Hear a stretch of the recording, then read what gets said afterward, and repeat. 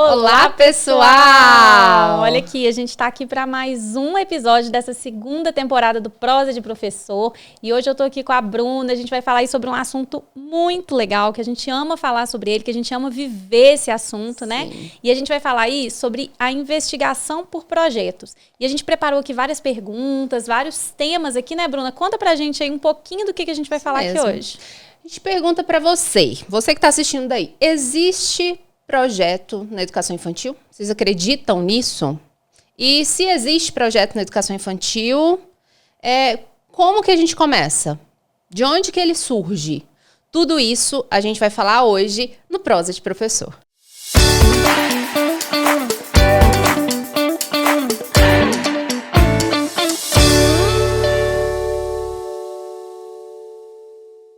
Olá, pessoal! Estamos de volta para esse episódio que, muito bem Paloma disse, nós vamos falar sobre projetos na educação infantil. A investigação por projetos na educação infantil. E a primeira coisa, antes de a gente começar a prosa toda, eu queria convidar você que está assistindo, não sei se está assistindo no Spotify, no YouTube. Siga a gente, para quem está aqui no YouTube, se inscreva no canal, que sempre temos vídeos aqui, nós temos os cortes para vocês, com muito conteúdo. Então faça a sua inscrição, que você vai receber quando o episódio cair lá, vai te avisar. Opa, uma prosa boa chegou. Outra coisa, lá no Instagram nós estamos como @prosa de professor. Então a gente espera você lá também, porque por lá a gente pode responder perguntas, a gente pode ter essa troca, né, Paloma, mais gostosa, assim. E o outro é o Spotify, que vocês podem ouvir e também nos ver por lá, que é uma plataforma onde a gente consegue ter ali reunido bastante gente boa, né, Paloma? É isso mesmo. E nesse tema de hoje, né, como a Bruna já trouxe aí essas perguntas, já trouxe aí esses temas que a gente vai falar hoje, esse grande tema que é projeto na educação infantil.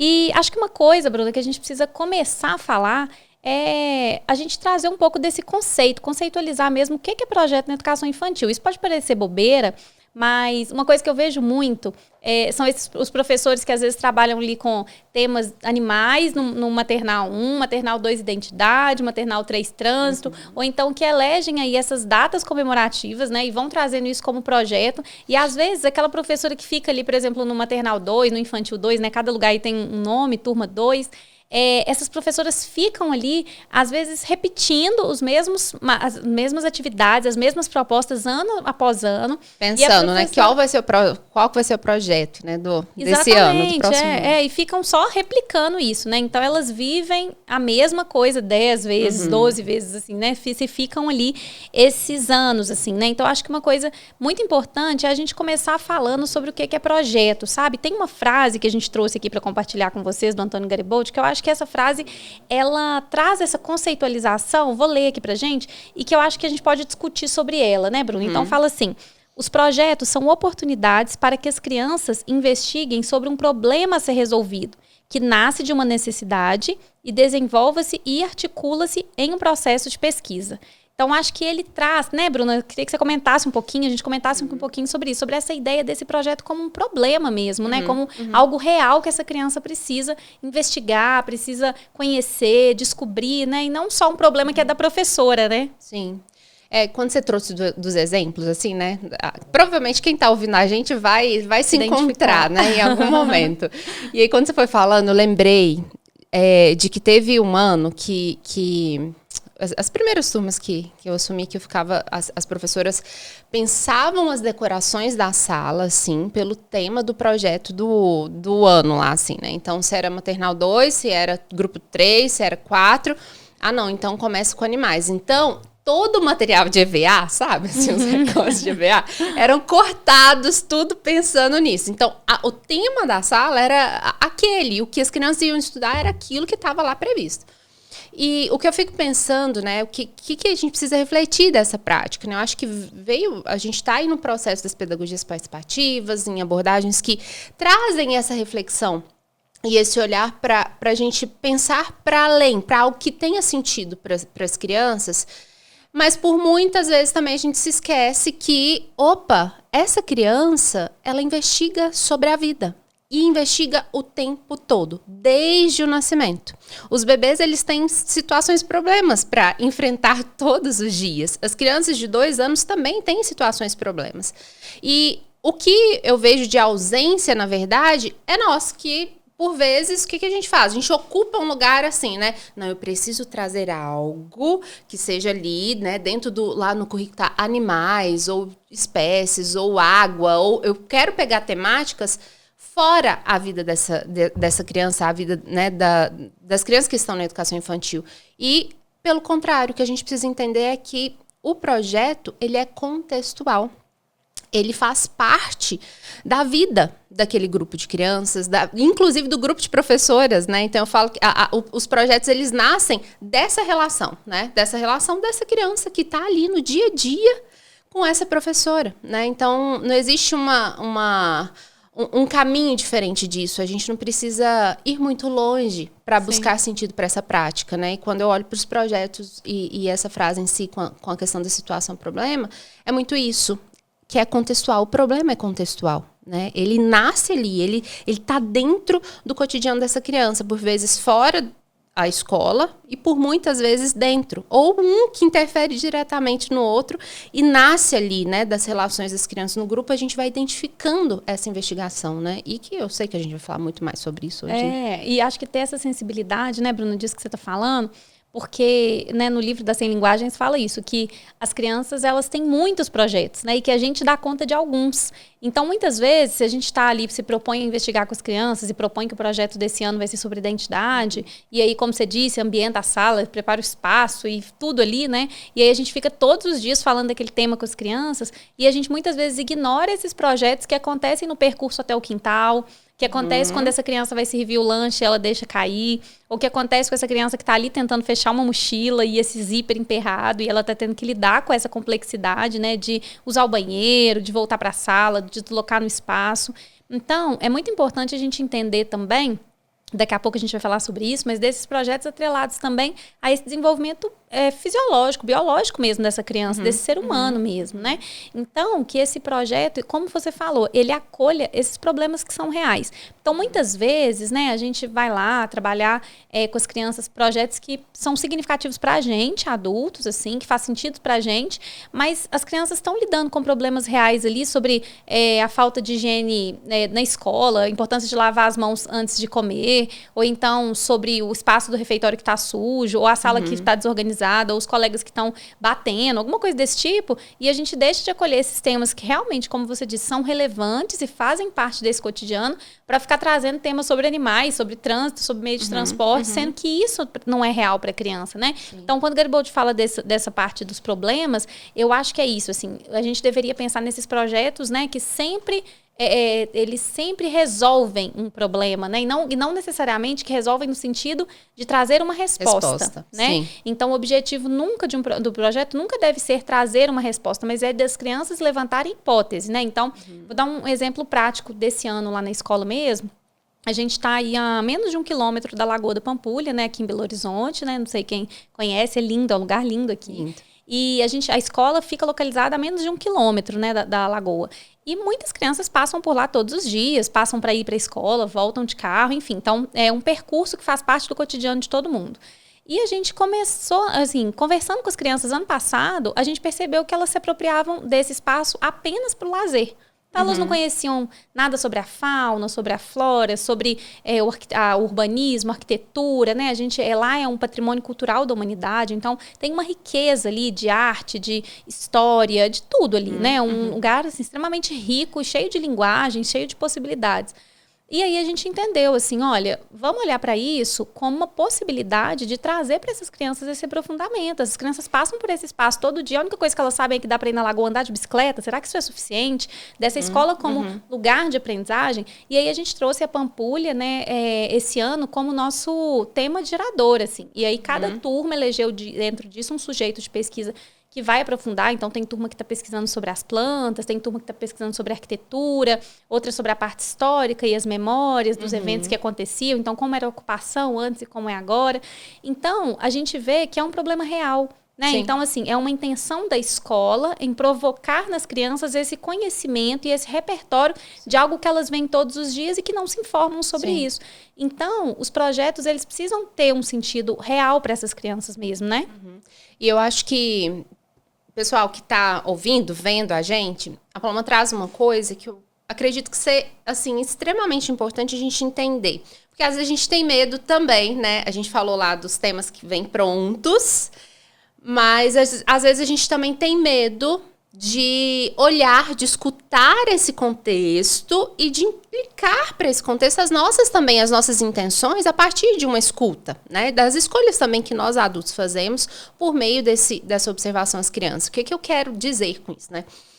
É que quando a gente fala dessa investigação por projetos, aí, né, a Paloma começou lá falando que existe uma investigação que é no dia a dia. Então, se essa criança tá ali investigando sobre como ela consegue equilibrar ou alcançar a torneira para lavar as mãos, ou como ela consegue ir mais rápido por um outro caminho antes do colega para chegar até o quintal. Tudo isso são investigações. O nosso tema de hoje a gente sensibilizou para mostrar, né, que existem as investigações que são do cotidiano. Em contrapartida, o nosso tema de hoje é para falar das investigações por projetos, que a Paloma bem deu um exemplo aí sobre o tema gerador, né, que é ali a Pampulha. Nesse caso, existe uma escolha do adulto, uma intenção do adulto para isso. E às vezes a gente tem um pouco de receio, né, de ocupar esse lugar que é de olhar e falar, olha, as crianças vão à lagoa e andam de bicicleta. E elas têm uma relação com a lagoa, e isso vem para o dia a dia, né, para o diálogo das crianças no cotidiano. E aí, nesse momento, qual que é, né, eu tenho uma frase do Gianfranco Stacioli, que ele vai falar que é necessário que o professor se implique com a vida dessa criança, que ele acolha as coisas das crianças e que ele, então, não é exatamente essa forma, né, mas a parte seguinte, assim, do trecho, ele vai falar que é necessário que ele organize, que ele se empenhe para contemplar isso. E o que a gente vê aqui? A gente vê que esse caminho, né, de quando a escola, os professores, a gestão, ela olha para isso e vê como um potencial, vai falar, como que eu posso gerar repertório para essas crianças? Como que eu posso ampliar esse patrimônio cultural dessa criança, né? Que é o papel da escola, de fato, né, exatamente. E é isso que às vezes a gente se esquece, que eu vejo que hoje a gente tem um pouco de medo, sabe? De ocupar esse lugar, de escolher em dar subsídios, assim, para que essas crianças possam ampliar esses repertórios. E hoje vocês vão ver que a gente vai falar aqui dos contextos abertos, nós vamos falar dos contextos investigativos, que eles são o âmbito explorável, né, Paloma, para esse projeto. Tudo isso vai precisar da nossa intenção. Não dá para a gente sentar e falar assim, agora eu vou escolher, agora eu vou observar as crianças. Nossa, mas... E aí você vai ver que enche mais do que uma mão a quantidade de coisas que as crianças vão investigar. E aí a gente precisa passar por um processo de coletar indícios, de observar, de interpretar e, então, tomar partido, né? Então, falar, olha, com base nisso, né? Com base em todo esse processo analítico, qual o caminho que a gente vai seguir, então, para tomar essas decisões. E eu vejo que o Malagos ele vai falar, né, muito disso, né, que é importante que essa professora ela assuma também esse lugar junto às crianças, né, e que é o lugar de ter de fato conseguir ser, né, tá com a criança nesse caminho, né? Então, eu acho que vale a pena a gente refletir um pouco sobre esse medo que às vezes a gente tem, principalmente agora, né? Com esse extremo, né? Nossa, então... sai de um tradicional, né? Sai de um tradicional, de uma rigidez, mas aí vai muitas vezes para um espontaneísmo, né? Então, é a gente encontrar realmente esse caminho. E você entrou numa pergunta aí, Bruna, que é uma das perguntas que a gente trouxe lá no início, que é de onde esses projetos surgem, né? E eu acho que essa pergunta, ela é uma pergunta que é muito interessante, porque a gente ouve muito, assim, a gente faz formação em várias escolas, conversa com vários professores, e sempre a frase o projeto surge da curiosidade das crianças. Essa é a frase que eu mais ouço quando a gente está falando aí de projetos na educação infantil.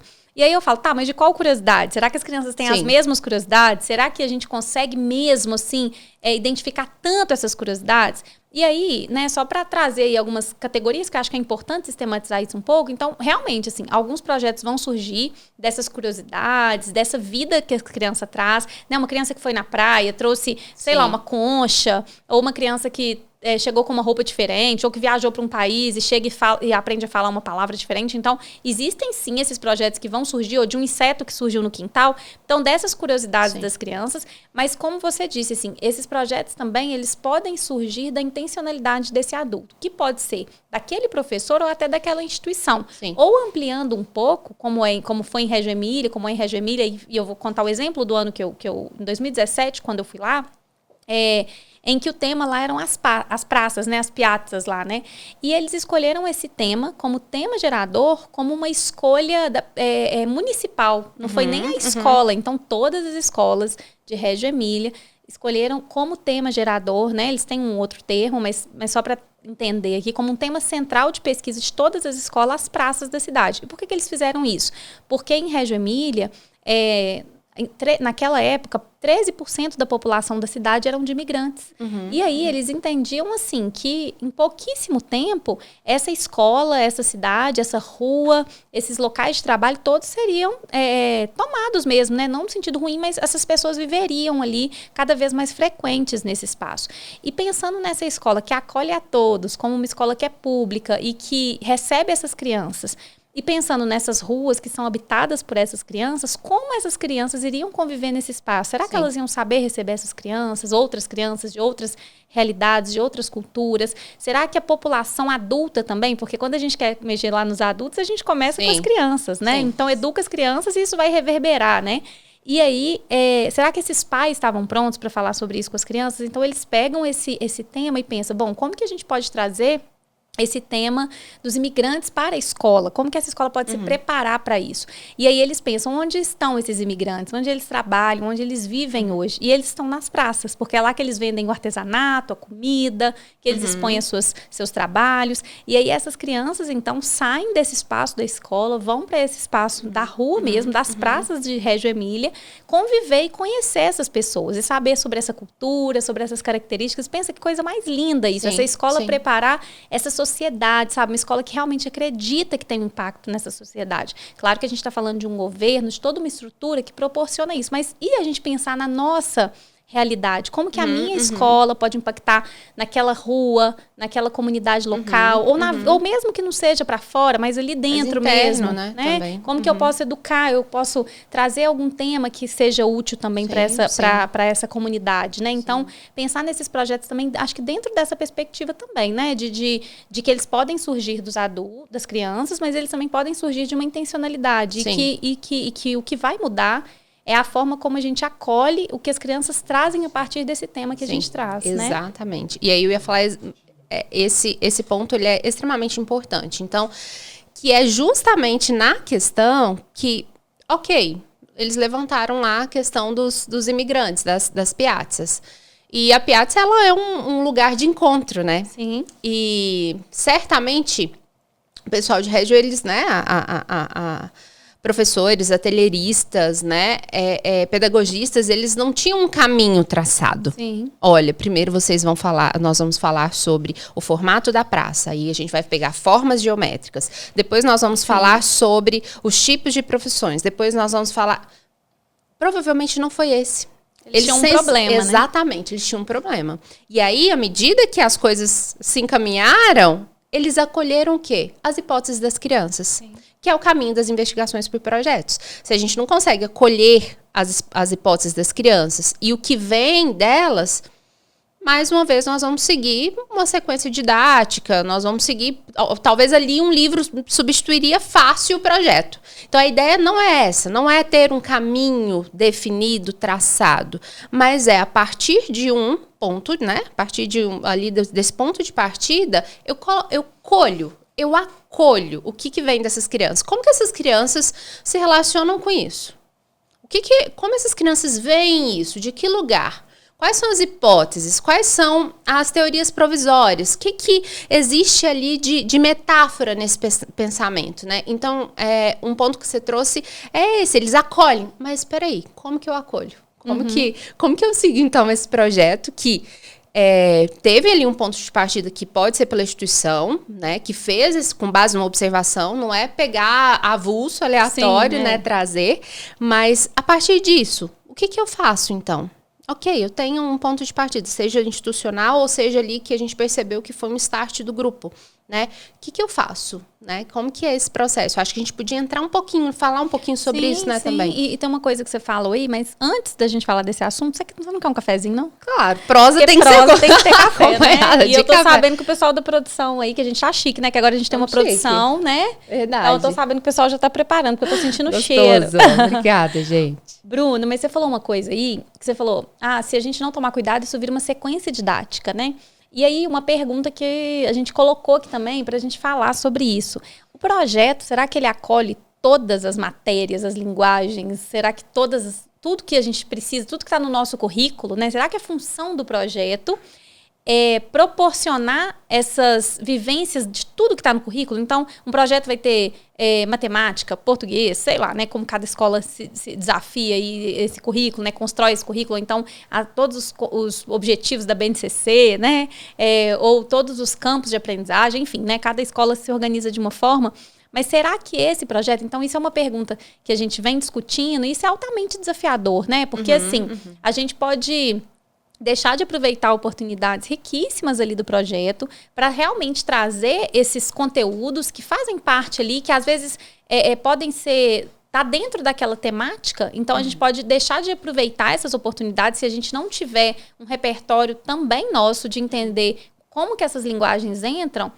Mas também a gente pode cair num outro erro, que é querer enfiar, sabe, goela abaixo. Fazer caber, né? Fazer caber. Não, então, eu estou trabalhando sobre... Meu tema é as plantas do quintal. Então, em matemática, eu vou trabalhar quantas plantas que tem. E aí, eu vou trabalhar aqui em ciências, né? Se é lá no fundamental, ou dependendo de como divide na educação infantil, né? Aí, eu vou trabalhar aqui... nessas linguagens quais são os tipos de planta. E aí, em português, a gente vai escrever todos os nomes das plantas. Então, assim, acaba que a gente muda o nome, mas continua sendo uma sequência didática. A única diferença é que a gente pega um tema comum e sintoniza tudo ali naquele tema, né? Então, é muito importante também, acho que esclarecer isso também, né? Porque senão a gente vira uma sequência didática com conteúdos, né?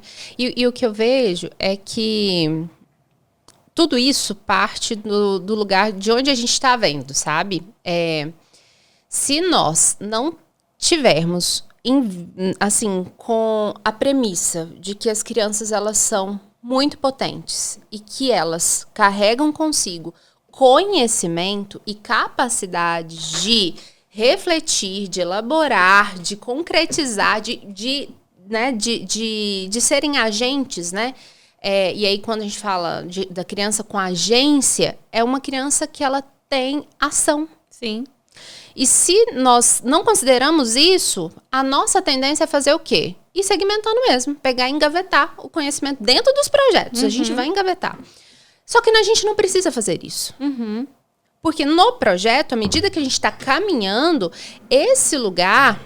Muito obrigada. Ai, a gente tá muito chique agora, gente. Olha, gente. Obrigada. Obrigada. Olha o cheirinho. Bom demais. A Bruna é cafezeira. Eu sou, gosto demais. Eu tomo chafé. Trembão. Ai. Voltamos, então. Vamos lá. Então, não preciso pegar esse conhecimento lá, engavetar esse conhecimento, porque dentro do caminho do projeto, as crianças vão criando teorias e elas não estão separadas. Sim, exatamente. A criança não vai estar lá pensando, tipo, agora eu estou contando quantas plantas. Agora eu estou vendo quais as cores das plantas. Não, a investigação dessa criança, ela é complexa. Exatamente. E ela não é segmentada. Né? E até de pensar também, Bruno, eu acho, de que nem tudo vai ser acolhido pelo projeto, sabe? Sim. Então, se dentro da sua escola, porque cada escola tem um formato, uma flexibilidade, tem até essa paciência de esperar isso, né? Chegar a hora em que essa criança vai fazer essa relação. Agora, a gente sabe que tem escolas, professores que nos ouvem aqui, que até acreditam nessa abordagem, mas muitas vezes estão ali num lugar que precisa cumprir um cronograma, que tem que trabalhar matemática, tem que trabalhar português separado.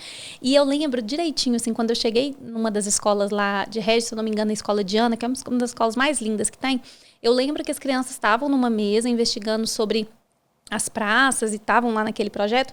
E aí, do lado, tinha um outro grupo de crianças com uma mesa muito grande, com muitos jogos de matemática. E que não tinham nada a ver com o tema de praças. Eram jogos matemáticos. Sim. E aquilo ali, pra mim, na hora me deu um estalo. Porque eu ficava nisso, assim, sabe? Então, matemática vai trabalhar dentro de praças e vai quantificar e vai aproveitar todas as oportunidades que tem. E sim, realmente, eles podem aproveitar se fizer sentido.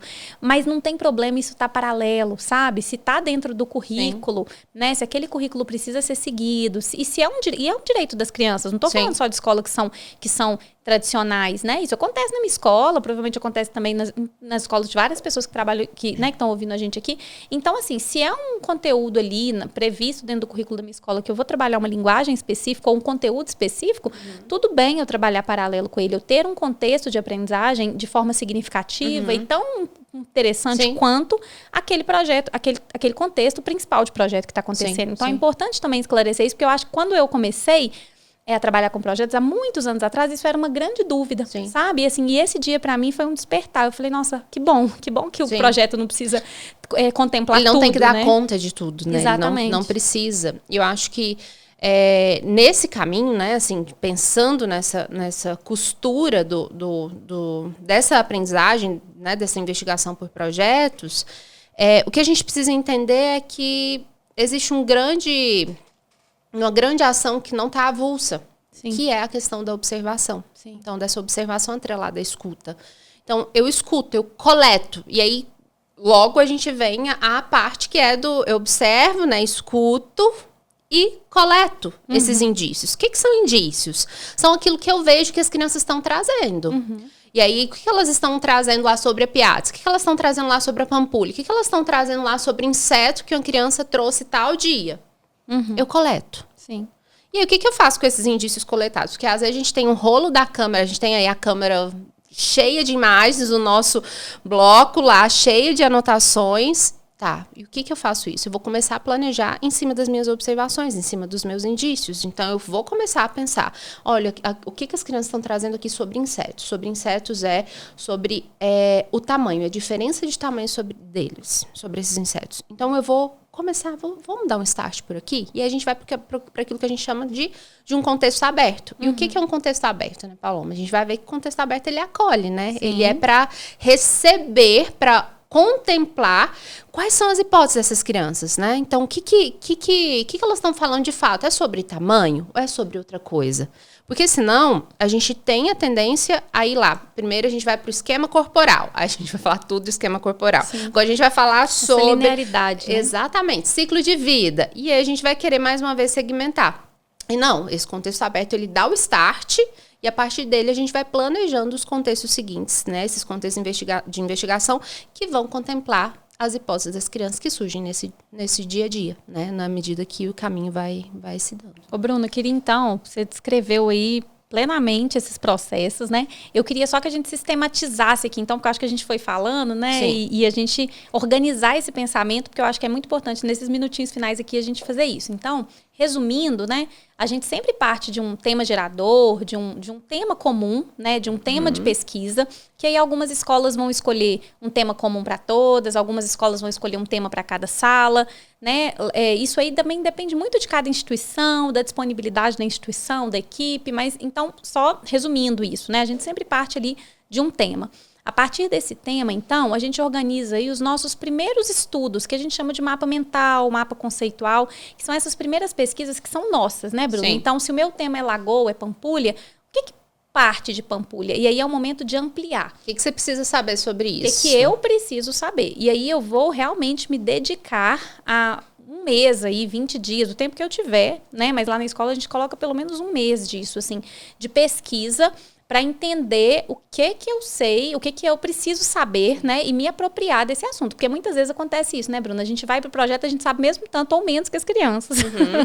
Então, assim, eu não vou levar respostas, mas eu preciso entender sobre, até para criar possibilidades de hipóteses, né? Então, isso é muito importante. O professor... às vezes as pessoas ficam perguntando, e material? Tipo, como que vocês têm tanta ideia de material? Como que você... Exatamente. Opa, eu preciso estudar, né? Exatamente. Antes das crianças, eu vou investigar. E qual livro que existe? Existe uma exposição? Tem algum artista plástico, alguma música? Tem algum museu na cidade que tem algum tema sobre isso? E aí, mesmo que eu não seja possível levar as crianças, como eu vou me repertoriar? Como eu vou me alimentar?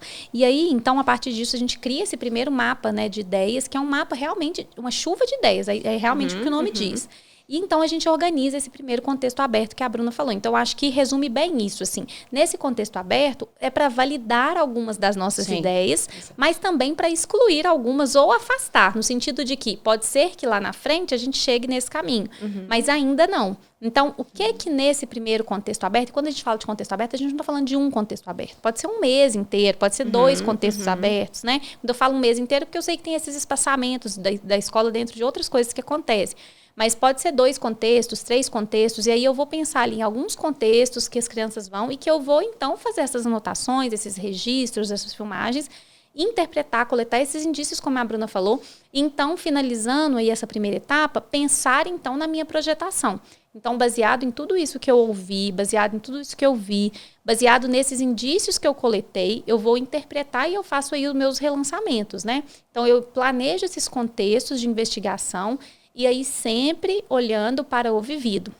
Então, eu olho para esse contexto anterior, penso no contexto posterior, revisito essas falas, reinterpreto isso. Então, é sempre um ciclo, né? Sim. Então, a projetação, ela é um ciclo contínuo de interpretação e de relançamento. Então, nunca é do que eu pesquisei e pronto. A pesquisa inicial, ela serve para me nutrir, para que eu consiga coletar o que as crianças estão trazendo de hipótese. Mas nunca para determinar quais são os contextos que a gente vai viver até o final do ano, né? Exatamente. Falando agora, já finalizando, mas deixa eu aproveitar aqui, tem alguns livros que a gente trouxe aqui, que inclusive vai falar sobre, que vocês podem pesquisar sobre, vai ter bastante referência sobre projetos. Sim. Esse aqui, né, Paloma, que é um deles. É a Bíblia, né? É a Bíblia, é. Aqui, gente, esse livro, vou mostrar aqui para a câmera, As 100 Linguagens da Criança, esse aqui é o volume 2, ele narra muitos projetos em Régio, como que Régio vê isso, muito também do cotidiano, de onde nascem os projetos. Então, essa aqui é uma referência. Esse aqui é um pouco mais conceitual. Esse aqui também, que é o volume 1, que a gente tem, que também traz a entrevista com Malaguzzi, com a Telerices, com a Carla Rinaldi. E esse aqui é outro que também tem muita referência sobre projetos, sobre investigação das crianças, que é o Tornando Visível a Aprendizagem das Crianças. Enfim, finalizando hoje com essas indicações para vocês sobre esse tema que a gente falou hoje. Né? Isso mesmo, pessoal. E foi ótimo, né? Mais um episódio aí em que a gente fala sobre esses temas tão relevantes para a educação infantil. E esperamos, né, você sempre aqui acompanhando o nosso podcast, acompanhando aqui pelo Spotify, pelo YouTube.